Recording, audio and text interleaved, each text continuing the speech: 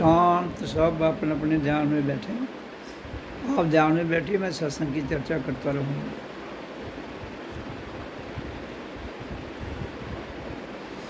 ओम परमात्मा नमः। ओम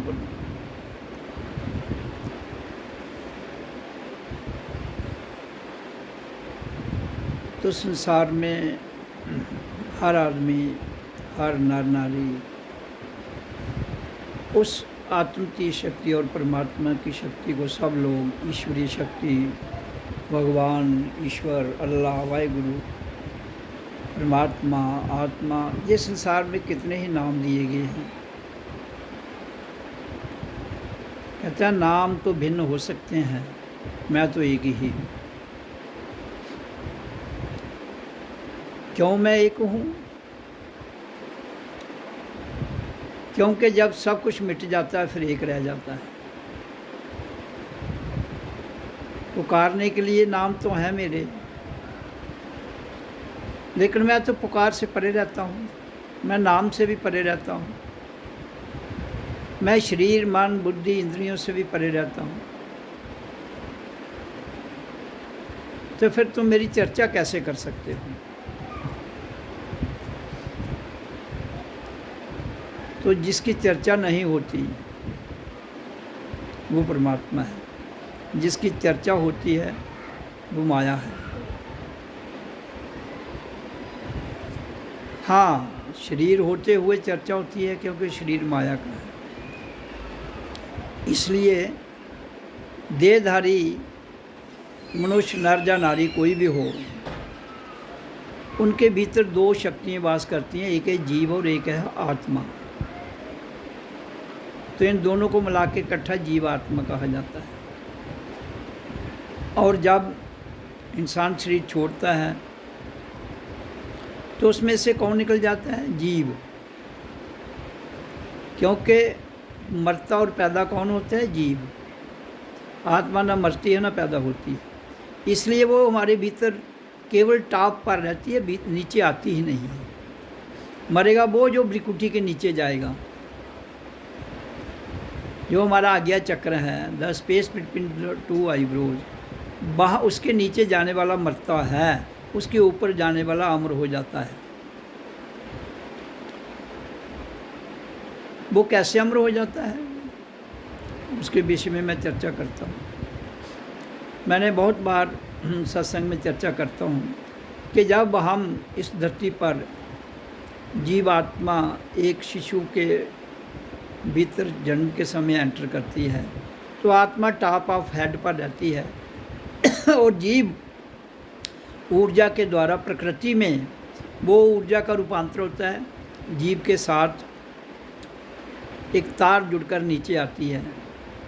जब वो आज्ञा चक्र में आती है तो प्रकाश में बदल जाती है, एक ज्योत के रूप में बदल जाती है, लेकिन वो ज्योत ऊपर को ही जाती है। इसलिए जीव को भी ऊपर ही जाना है अगर शांत रहना है, अगर ठहराव में रहना है, अगर अमन में रहना है, अगर आनंद में रहना है, अगर सुख में रहना है। तो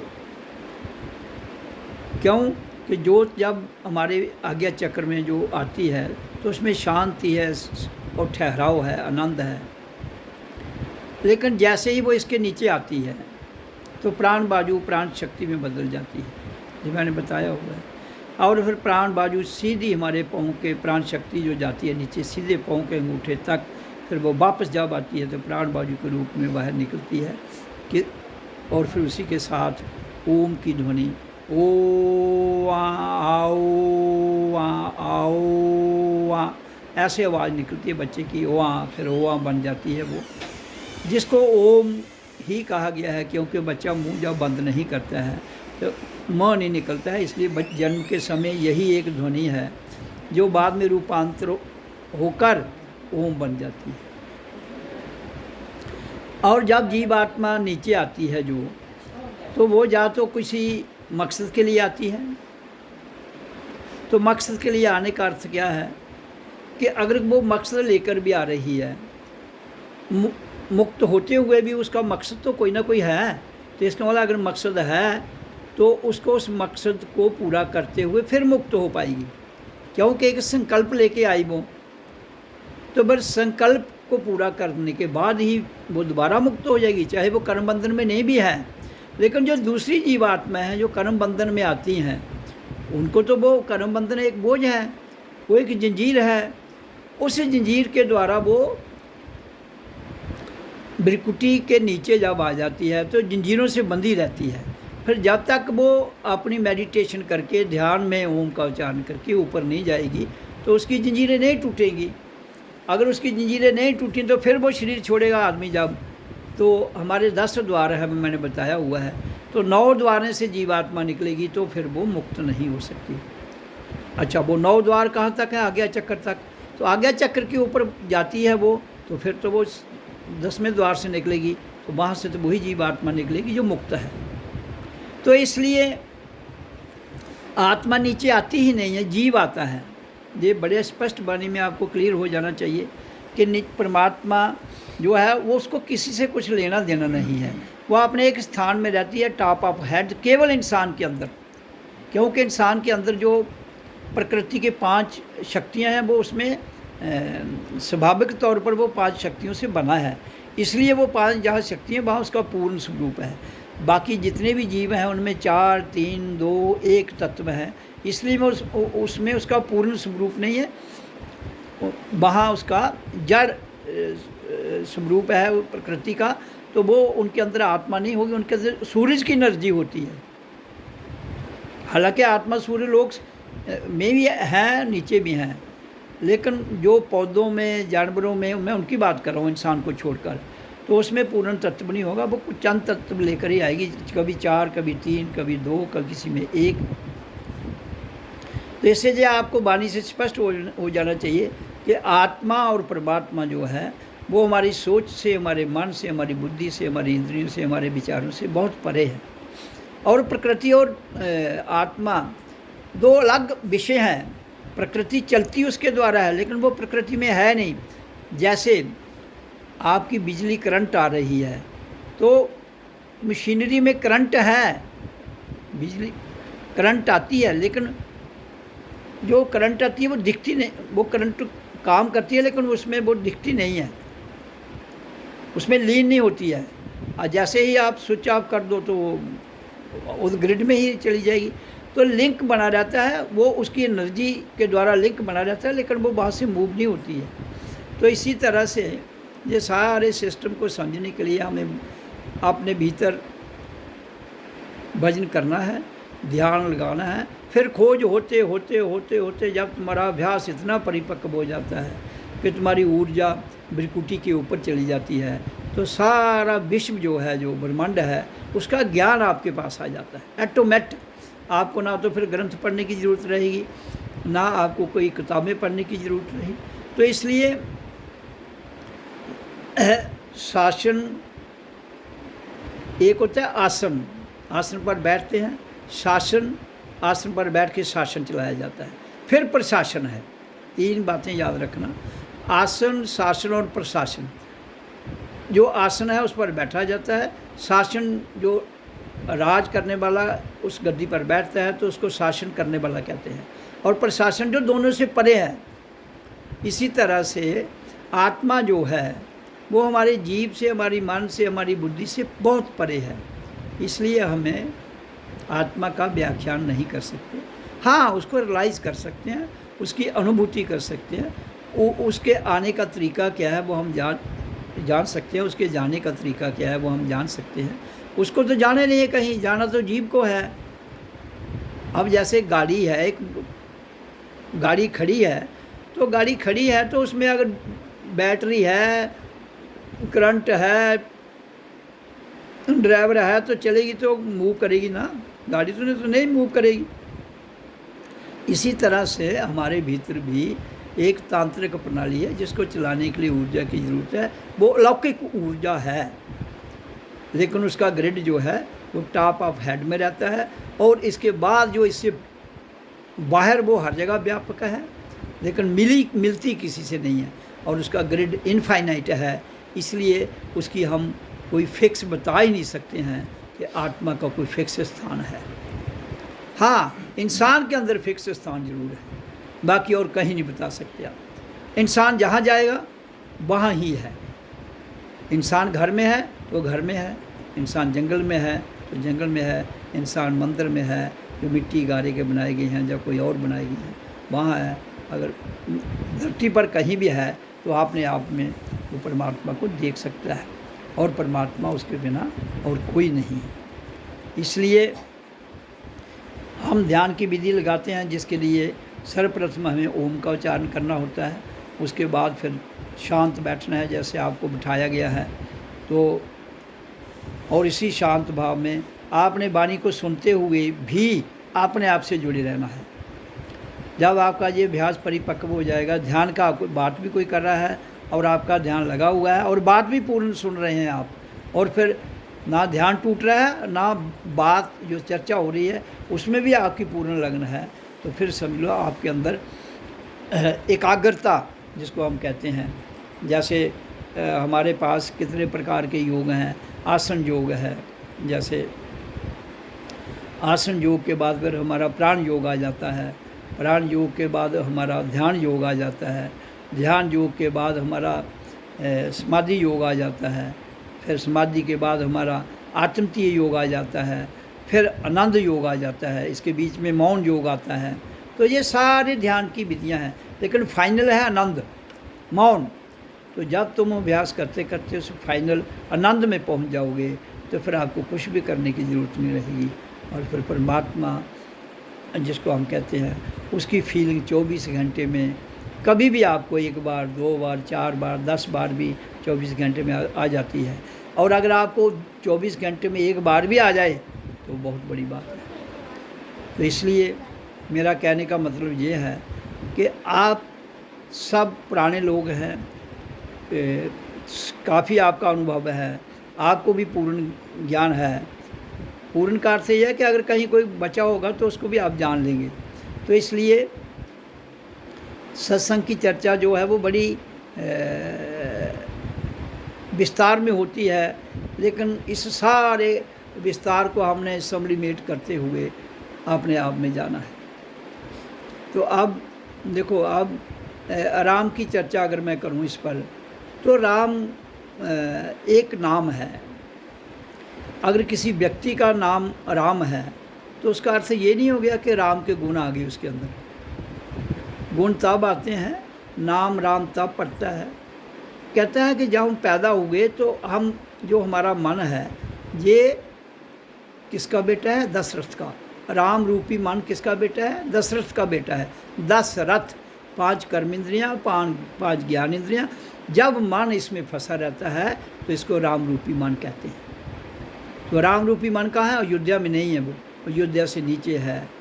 वो कहाँ है? वनवास में। तो राम कब अयोध्या पहुँचता है? जब 14 साल वो तप करता है। एक ऐसा व्यक्ति जो 14 साल वनों में तप करता है, वहाँ हर प्रकार की शक्तियों से मेल करते हुए, और ओम के उच्चारण के द्वारा ही उसका तप सफल होता है।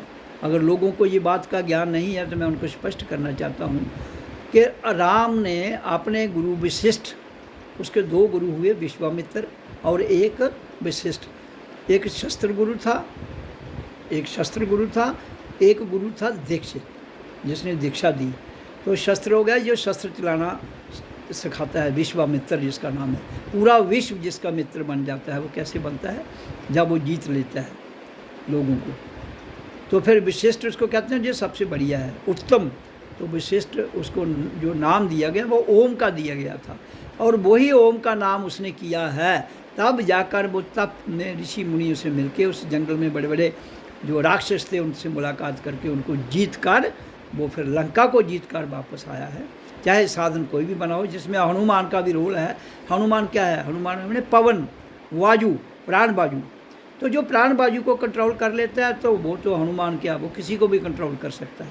तो इसलिए इसको बड़े ध्यान से समझने की ज़रूरत है कि हमें कहीं अंधश्रद्धा में नहीं जाना है, लॉजिक तौर पर बात को समझने का प्रयास करना है। तो हनुमान है पवन। तो राम जब दशरथ का बेटा मन है तो वो फंसा हुआ है। जब वो तप करके वहाँ से निकल जाता है, दशरथ मर जाता है। दशरथ मर जाने का अर्थ है कि इंद्रियाँ छूट जाती हैं, इंद्रियों से ऊपर आना। जब इंद्रियाँ उसको कब्जा नहीं कर सकती हैं, जब मन इंद्रियों में नहीं फंसता है और मन ऊपर आ जाता है तो इंद्रियाँ उसको कुछ नहीं कर पाती, वो मालिक बन जाता है। फिर वो अयोध्या का राजा बनता है। और अयोध्या का राजा किसको कहते हैं? यहाँ युद्ध नहीं होता है, यहाँ कंप्लीट शांति है। तो अयोध्या का राजा बनने के लिए हमें दूसरों पर राज नहीं करना है भाई, हमें स्वयं को जीतना है। ये जो राम राज्य की बात करते हैं हम, तो राम राज्य का अर्थ क्या है कि जब हम 14 साल ओम का उच्चारण करके तप करके पूरी संसार की शक्ति को जीत कर बिरकुटी में आ जाते हैं तो वहाँ एक ज्योत प्रकट होती है। वो एक ऐसी शांत ज्योत है, वो ऐसा आनंदित ज्योत है जिसको हम अयोध्या कहते हैं।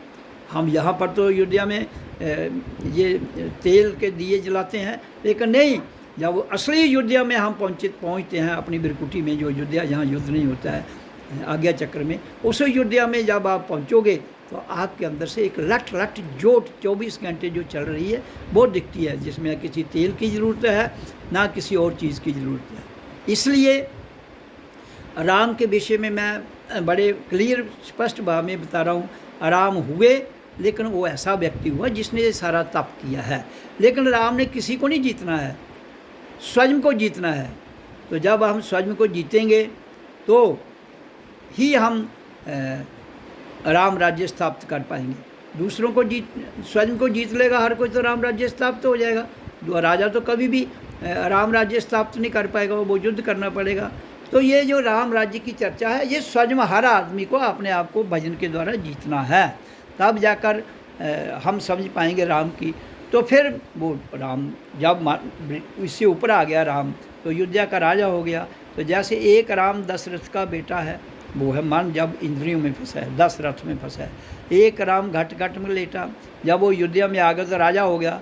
और राजा तो प्रजा का हर जगह उसका नाम होता है। किसी भी देश का कोई राजा हो तो वो सब जानते हैं, तो इसका मतलब वो हर घर में है, घट घट में। तो एक राम जगत पसारा, जब राम उसके ऊपर जो हमारी जीव आत्मा जाती है, मन जाता है, तो वो आत्मा में लीन हो जाता है। तो फिर वो एक त्याग में, एक सरेंडर भाव में, समर्पण भाव में चला जाता है। वो एक सबसे न्यारा फिर आत्मा राम बन जाता है, जो सबसे न्यारा है, जहाँ मौन शांति आनंद है। तो जब जैसे सरयू नदी में वो गया कंप्लीट, उसने अपनी समा गया वहाँ, तो पूरा मौन। सरयू नदी का अर्थ क्या है कि जब हम ये सारे सिस्टम को लांघ कर यहाँ चले जाते हैं परम धाम में, तो यहाँ अपना शरीर तो नीचे छोड़ जाते हैं दरिया में, और अपने बैकुंठ लोक में से जाते हुए अपने एक मुक्त जीवात्मा के रूप में हम जहाँ से शरीर को छोड़ देते हैं। तो ये राम की कथा है। अब इतनी लंबी चौड़ी कथा वो आप जितनी मर्जी लिख लो आप। तो जो सिंपल में राम की कहानी है वो यही है कि राम दशरथ का बेटा जब मन में फंसा हुआ है, दूसरा घट में लेटा है, जब वो अयोध्या का राजा है, बिरकुटी में हमारी ऊर्जा आ जाती है। तो ये हमारी अपनी पर्सनल कहानियाँ हर एक की राम। तो सबको अपने अपने राम को कहाँ ले जाना है, परम धाम में, तब जाकर राम मुक्त होगा, ऐसे नहीं। तो इसलिए लेकिन लोगों में और हिंदुओं में क्या बात है जो मैं स्पष्ट करना चाहता हूँ, इन्होंने राम व्यक्ति को सब कुछ मान रहे हैं। ऐसा नहीं है भाई, व्यक्ति चला जाता है, उसके करैक्टर क्या था, उसके गुण क्या थे, वो गुणों पर चलना है। हम विशेष व्यक्ति की पूजा करने की ज़रूरत नहीं है। विशेष व्यक्ति की पूजा तब तक होती है जब तक वो जिंदा है। जब वो शरीर छोड़ देता है तो केवल वो लोग उसके पूजा करने के अधिकारी हैं जिन्होंने उसको देखा है पर्सनली। जब हमने किसी को देखा नहीं है पर्सनली, तो फिर उसकी पूजा वर्जित है, नहीं कर सकते आप। फिर आप जड़ भक्ति में चले जाएंगे, कभी भी अवेयर नहीं हो पाएंगे। तो इसलिए मैं बड़ा स्पष्ट भाव से वाणी में स्पष्ट करता रहता हूँ कि जितने भी महापुरुष धरती पर आए, भगवान, हर आदमी भगवान के रूप में है। पहले वो अपने आप को साधे तो सही, फिर वो इंसान है। मानव जीवन मिल गया, सबसे पहले हम इंसान हैं, साधना पड़ेगा। जब हम साध लेंगे तो इंसान हैं, साधने के बाद इंसान के बाद भगवान हैं, भगवान के बाद फिर हम ही तो हैं जो सब कुछ हैं। लेकिन उसके लिए आपको अपने चरित्र को उस लेवल में ले जाना पड़ेगा जहाँ से आप पर किसी प्रकार का दबाव ना रहे और आप स्वतंत्र रहें और सदैव मुक्त रहें और अपना शरीर अपनी इच्छा से छोड़ें। तो ये मैं इसलिए कह रहा हूँ कि जब हम ओम का उच्चारण करते हैं, ओम एक ऐसी शक्ति है, ये नाम एक ऐसी शक्ति है जिसने हमारी पूरी सृष्टि की रचना की है। और इसकी ध्वनि, क्योंकि ये सृष्टि सूर्य लोक से लागू होकर बनी है, तो सूर्य लोक से आज भी ओम की ध्वनि 24 आवर आ रही है, सुनते रहिए आप।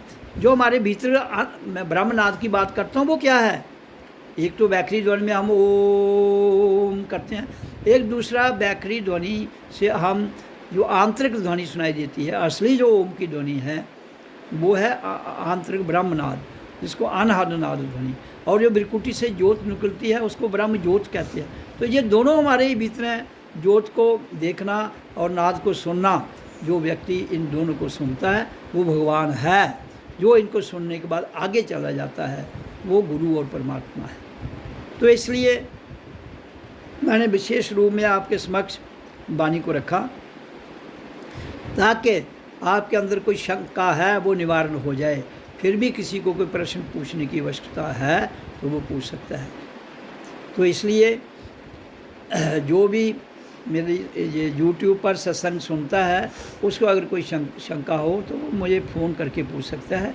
फ़ोन नंबर है 9622130585 और मेरा चैनल है स्पिरिचुअल डॉक्टर JK नंदमूर्ति। तो उस पर जाइए, आप सत्संग को सुनिए और कोई शंका उठती है तो you can put me any question, मैं उसका आपको बड़ा सार्थक रूप में अनुभव के आधार पर उत्तर दूंगा। ग्रंथों में क्या लिखा है वो जो हम बोलते हैं, दो ग्रंथ कहते किसे हैं, पहले ये तो सब जो वाणी लिखी जाती है लिपि में वो ग्रंथ है, जो बोला जाता है वो रिकॉर्ड है। तो ये वही रिकॉर्ड को लिपि में ले जाओ तो ग्रंथ बन जाता है। तो इसलिए मैं जो बोलता हूँ वही ग्रंथ है, जो रिकॉर्ड है वही ग्रंथ है। तो इसलिए ग्रंथ कोई अलग नहीं है। जो पुराने ग्रंथ लिखे गए हैं वो तो लिपि में लिखे गए हैं, बोलने वाले चले गए, उनका उन दिनों रिकॉर्डिंग नहीं होती थी। आज के युग में रिकॉर्डिंग है, वो आज 100 साल तक रहे रिकॉर्डिंग आपकी, तो आपके लिए ग्रंथ ही है। तो एक है वाक ग्रंथ, एक है लिपि ग्रंथ। जो लिखा जाए वो लिपि ग्रंथ है, जो बोला जाए वाक ग्रंथ है। मतलब ये नहीं कि ग्रंथ ही लिखा हो तो बोला ना जाए, तो जो बोला जाए या लिखा जाए दोनों को ग्रंथ कह सकते हैं। एक वाक ग्रंथ है, एक लिपि ग्रंथ है। और मैं जो बोल रहा हूँ इसलिए ये भी एक ग्रंथ है, मेरे भीतर का ग्रंथ जो मेरे आंतरिक आवाज़ आती है। तो आपके लिखे हुए ग्रंथ इससे पहले जन्म में हो सकता मैंने ही लिखे हों, लेकिन उसके लिए मैं कहूँगा नहीं मैंने लिखे, आप कहेंगे नहीं कैसे, किसका सबूत दो। लेकिन मैं वो सबूत नहीं देना चाहता हूँ, वर्तमान में सबूत दे सकता हूँ कि what I am speaking that is truth. मैं जो बोल रहा हूँ वही पूर्ण सत्य है, मैं जो बोल रहा हूँ वही प्राकृतिक सत्य है, और मैं जो बोल रहा हूँ वही अल्टीमेट सत्य है। इस जन्म में मैं आपको प्रैक्टिकली उदाहरण आपके समक्ष बता रहा हूँ। जब पहले लिखे होंगे तब भी प्रैक्टिकल बोल के ही लिखे होंगे, लेकिन उनमें परिवर्तन आ सकता है। इस वक्त मैं जो भाषा बोल रहा हूँ, जिस भी वाणी में बोल रहा हूँ, यहाँ तो कोई परिवर्तन नहीं, ये रिकॉर्डिंग हो रही है, कोई दूसरा तो लिख नहीं रहा है। इसलिए मेरी वाणी आज के वर्तमान में बिल्कुल साक्षात और सच्ची है, इसे कोई काट नहीं सकता है। इसलिए हाँ, तर्क देने वाले बहुत से लोग हैं दुनिया में, क्योंकि जिसकी जितनी बुद्धि जितना ज्ञान है उतनी बात करेगा। लेकिन मैं इसलिए कहता हूँ कि परमात्मा के नाम पर तर्क वितर्क नहीं हो सकता, वो कंप्लीट मौन है, देयर इज़ नो क्वेश्चन, जहाँ वर्णन भी नहीं है। जिस दिन तो परमात्मा का वर्णन करोगे तो वो तर्क वितर्क में आ जाएगा, फिर वो परमात्मा की जगह एक चर्चा बन जाएगी, परमात्मा नहीं रहेगा। इसलिए हमने चर्चा से निकलकर सत्संग को सुनते हुए ध्यान के द्वारा मौन में जाना है, तब हम समझ पाएंगे परमात्मा क्या है। ओम ओम ओम ओम। तो ध्यान की विधि को जारी रखिए आप। तो ध्यान में मैंने बताया है कि श्वास लेना है, उसको भरना है, फिर मैं हूँ में छोड़ देना है। फिर अगर वो आधा घंटा हो गया है तो आप अगला ध्यान लगाइए, जिसमें केवल हमने श्वास को देखना है। श्वास आ रहा है जा रहा है, हमने शांत बैठना है।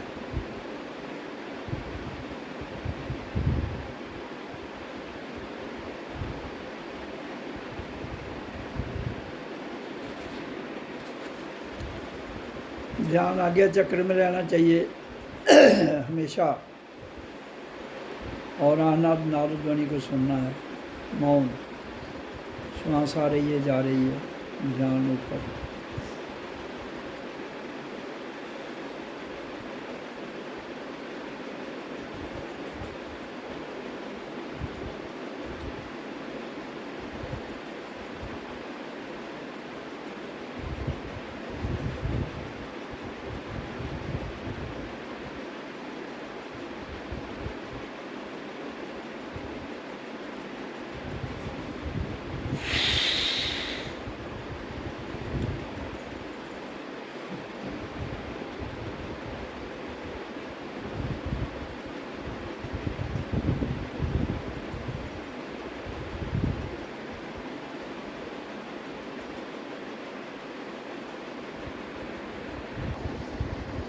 ओम ओम ओम। तो ध्यान की विधि के जो 3 मेथड हैं वो मैंने आपको पूरे बताए, जिसमें पहले ओम का उच्चारण करना है, और फिर उसके बाद 5 से 10 मिनट ओम का उच्चारण, उसके बाद फिर श्वास भरना है ओ मैं हूँ। तो दूसरी विधि आधा घंटा।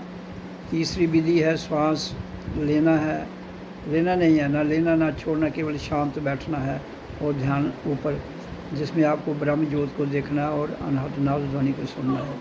और चौथी विधि है मौन। मौन के बाद अगली विधि है आनंद। ये सारी विधियाँ हैं। आनंद में हमने कुछ नहीं करना है, वो अपने आप आता है, अपने आप मस्ती आती है, अपने आप में लीन हो जाता है। फिर इंसान अपने आप से बात करता है और अपने आप से ही ज्ञान प्राप्त करता है। फिर शिष्य और गुरु दोनों एक हो जाते हैं। जब हम आनंद की स्थिति में जाते हैं तो शिष्य और गुरु, मन, बुद्धि, जीव, ये सारे आत्मा में लीन हो जाते हैं। फिर वहाँ से आनंद की वर्षा होती है। उस आनंद की वर्षा के द्वारा फिर हम बिल्कुल कुछ नहीं बोलने को मन करता है और फिर हम आनंद में चले जाते हैं। वही परमात्मा है, जहाँ ना मौन, जहाँ ना प्रश्न है, ना उत्तर है, ना लेन है, ना देन है, ना प्लस है, ना माइनस है, केवल आनंद है। तो हमें उसी आनंद में जाने के लिए मेडिटेशन करनी है। उसी आनंद को पाने के लिए हमें ये जन्म मिला है। उसी आनंद, क्योंकि संसार तो दुखों का घर है। जब तक आप संसार के दुख नहीं झेलेंगे तो आप कैसे फील करेंगे कि संसार एक माया जाल, दुखों का घर है, कष्ट है। जब फील करेंगे फिर उसके बाद मेडिटेशन उसका इलाज है। वो इलाज क्या करता है? हमारी बीमारियां, हमारे रोग, हमारे विकार, हमारा द्वैत भाव, हमारे जात पात, ऊंच नीच, अमीर गरीब, ये सारे भेद, रेस, नस्ल, देश, भाषाओं का तकरार सब खत्म करते हुए हमें एक ऐसी स्थिति में ले जाता है जहाँ कोई झगड़ा नहीं है।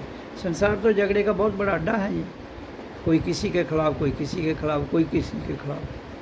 तो इसलिए जहाँ तो झगड़ा है, जहाँ तो युद्ध है, यहाँ तो एक दूसरे को नीचे ऊपर दिखाना है, यहाँ तो माया है।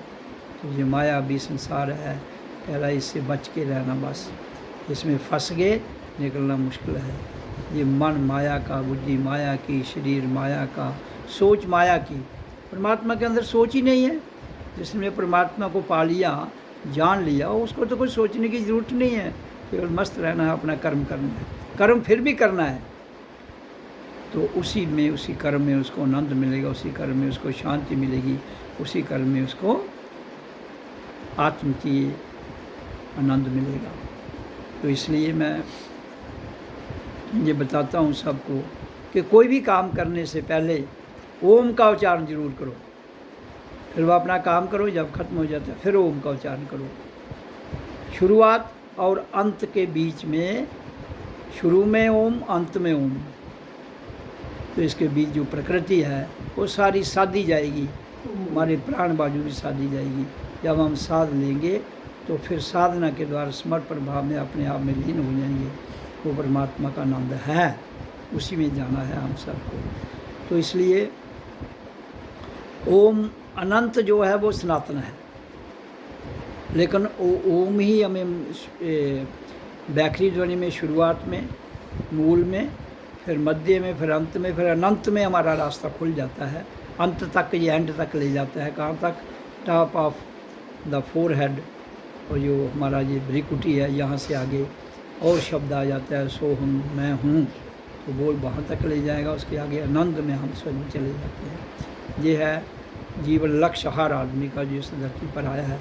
अगर वो अपने लक्ष्य से विचलित होकर कुछ और करता है तो ये वो कर्म करो, लेकिन और ऐसे माया जाल में फंस जाता है तो उसकी बहुत बड़ी मूर्खता है। इससे बड़ा मूर्ख कोई नहीं हो सकता। लोग कहते हैं ना, कौन बेवकूफ़ है, कौन मूर्ख है? तो वही लोग हैं जो अपने लक्ष्य से विचलित हो जाते हैं। सवाल अमीर या गरीब का नहीं है। ओम